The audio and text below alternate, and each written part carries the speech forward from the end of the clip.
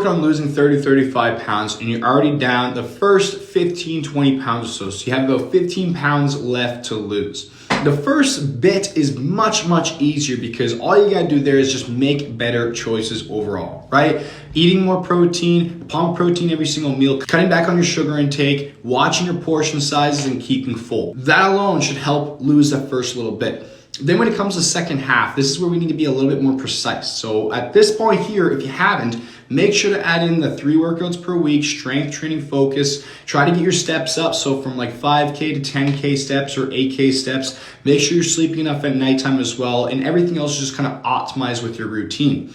Once that's fully done there, if you still don't lose weight, that's when you're really gonna wanna make sure you take control over your food side of things completely. So for example, a lot of us, we don't track our food or we don't pay attention to it. We just make different cuts and choices, and that helps us lose weight at first. But eventually we hit that stubborn plateau. And that's where we really need to take full control of the food and either start counting our calories, watching our macros, or getting on a custom meal plan. Those 3 there alone are gonna help tremendously, especially with losing that last 15 pounds, because that last little bit is where the progress on the scale is much slower. The more guessing games happen, we start to get comfortable with our current results.